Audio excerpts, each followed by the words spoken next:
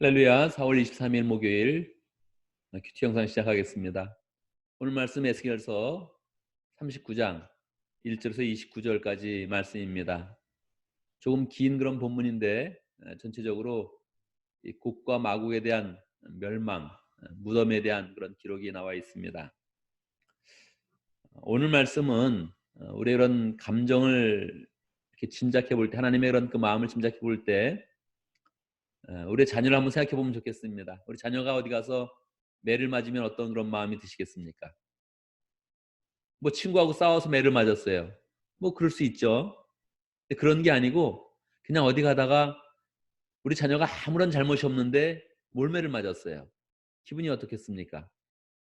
굉장히 분하고 억울하고 떨리고 그런 마음이 있지 않겠어요? 오늘 말씀은 하나님께서 이스라엘을 자녀로 생각을 하면서 이스라엘이 이웃의 공격을 받는 그런 사건을 염두에 두면서 하신 그런 말씀입니다.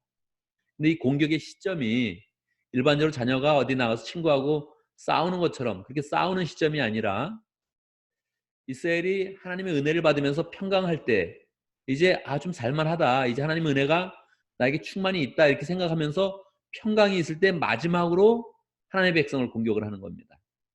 그러니까 하나님의 그런 그 분노와 하나님의 화가 더 큰 겁니다. 왜냐하면 하나님의 백성들이 이제 하나님의 은혜를 받아서 좀 잘 살려고 하는데 이 마지막 때, 평안히 사는 이 마지막 때에 이스라엘 백성을 공격을 해가지고 이스라엘 백성들이 어려움에 처한 거예요. 그것도 한 나라가 아니고 여러 나라가 연합해서 쳐가지고 누가 보기에도 객관적으로 볼 때 이스라엘은 망했구나 하는 그런 느낌을 갖는 거죠. 그래서 하나님이 이 분노의 그런 그 마음을 가지고 이 전쟁에 개입을 합니다. 오늘 나오는 에스겔서 38장, 39장의 그런 그 말씀은 이 말씀을 그대로 다시 지명과 그 내용을 그대로 받아서 요한계시록에서 다시 한번 예언이 됩니다. 근데 예언의 시점이 요한계시록 20장에 있는 거예요. 그러니까 이건 마지막 때입니다. 그래서 이것은 하나님의 백성들이 당할 마지막 고난이다, 마지막 전쟁에 대한 그런 내용이다, 그렇게 이해를 하면서 우리가 이 말씀을 봐야 됩니다. 하나님의 은혜 가운데 잘 살고 있는데 근데 마지막 때에 그 하나님의 그런 백성에 대한 그런 공격이 심하게 나온다는 거예요. 사실은 요한계시록에서 보면 예수님의 그런 재림이 이루어진 다음에 다시 또 일어나는 그런 전쟁처럼 보여집니다. 그러니까 이건 마지막 때의 마지막이다, 하나님의 백성의 먼 장래에 대한 그런 큰 그런 재앙과 전쟁이다, 이렇게 생각하면서 봐야 되는 것입니다. 하나님께서 은혜가 풍성히 내려져서 그 백성들이 편하게 사는데 이젠 걱정 없다, 이제 편안하다 이럴 때 재앙이 내렸다는 거예요. 그러니까 하나님의 그런 그 마음이 불을 떨면서 이 분노를 쏟아내는데 한 번에 분노 갖고 안 되는 겁니다. 그래서 오늘 말씀은 39장 1절에서 보면 곡의 멸망에 대해서 쭉 이야기를 하다가 11절에서 다시 이 곡의 무덤에 대해서도 아주 세밀하게 묘사를 하고 있는 것입니다.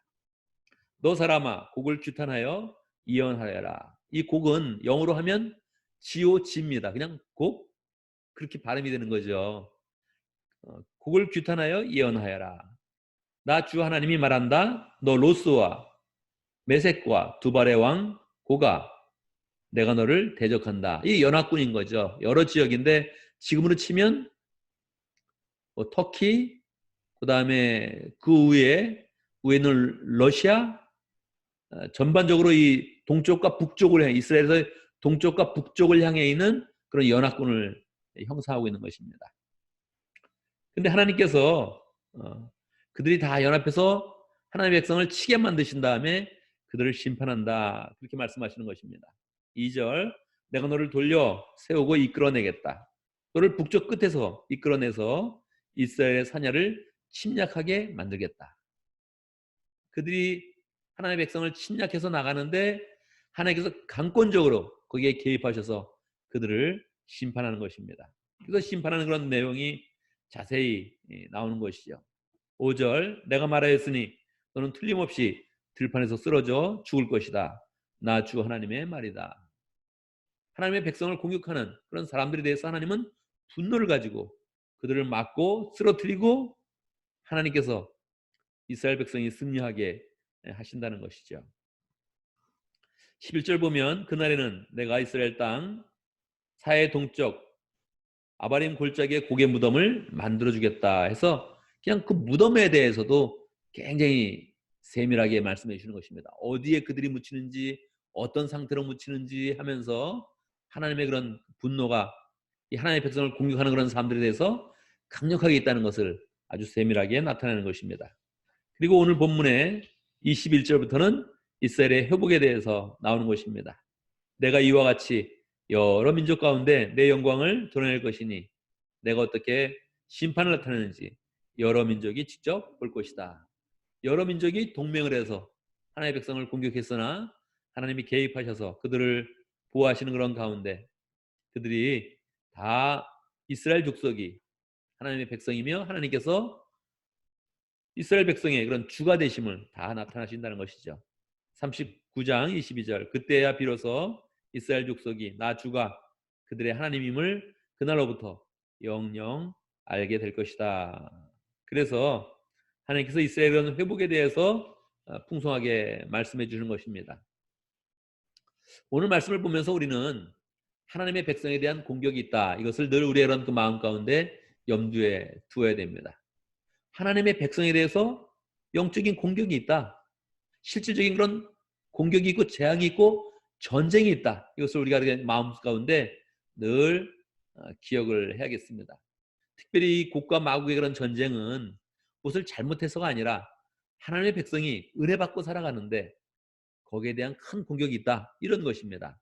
그래서 우리가 그 마음 가운데 우리에게도 늘 영적인 공격, 실제적인 재앙, 실제적인 전쟁이 있을 수 있다. 이것을 늘 우리의 그 마음 가운데 생각을 해둬야 됩니다.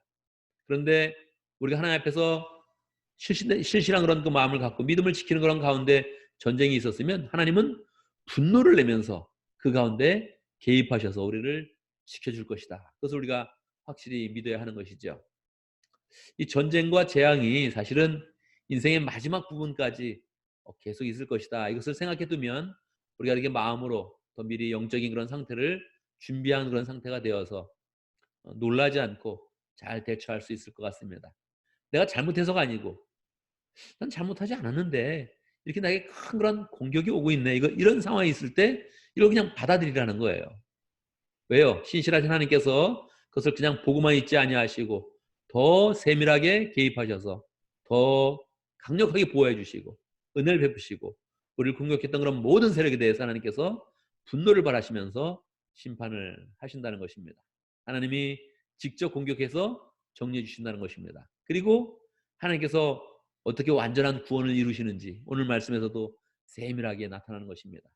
이스라엘 백성이 정말 하나님의 백성이 될 것이며 그들이 나를 주로 모시며 모든 만방 가운데 나의 그런 백성과 하나님의 그런 은혜를 다 나타난다고 그렇게 약속해 주는 것입니다.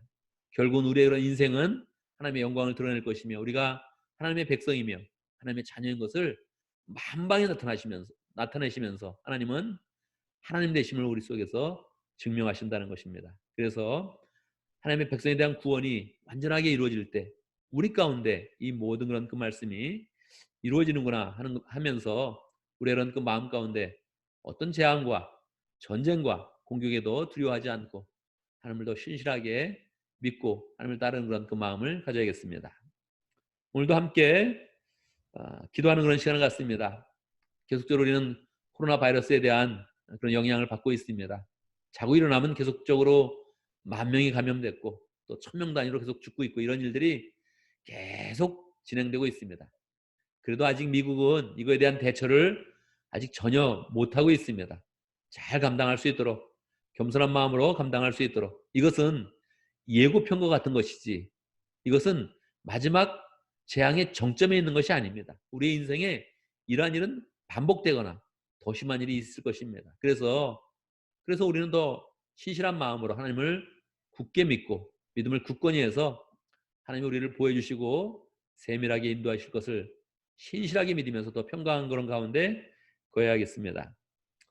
하나님께서 결국 모든 것을 막아주신다 그랬는데 이번에 코로나 바이러스로 인해서 이루어지는 그런 모든 재앙 가운데서도 우리를 지켜주시고 함께해 주시도록 우리는 겸손한 마음으로 하나님을 바라보고 죄가 있다면 회개하고 내 죄뿐만 아니라 가정의 죄와 나라의 죄와 이 시대의 그런 죄를 생각하면서 회개하는 그런 그 마음을 갖고 하나님 앞에 나아가면 좋겠습니다. 하나님께서 우리 교회를 지켜주시도록 건강만 지키는 것이 지켜주는 게 아니죠. 더 중요한 것은 영적인 상황입니다. 하나님께서 영적인 상황을 잘 지켜주시도록 우리는 언제든지 전적으로 부패한 그런 존재이기 때문에 자기중심으로 생각을 합니다. 이런 상황 가운데서도 우리는 게을러지기 쉽고 영적으로 고립되기 쉽고 그냥 나태해지기 쉬운데 하나님께서 우리를 더 영성으로 풍성하게 하셔서 이러한 상황 가운데 도리어 하나님을 더 잘 믿고 하나님을 따라가고 하나님과 긴밀하게 관계 맺는 좋은 기회로 만들어갈 수 있도록 오늘 특별히 기도하실 때 저를 위해서 기도해 주시기 바랍니다. 오늘 저는 주일 또 말씀을 준비해서 마칠 것인데 또 말씀 준비를 잘할 수 있도록 우리 교회가 말씀으로 늘 풍성할 수 있도록 저를 위해서 기도해 주시기 바랍니다.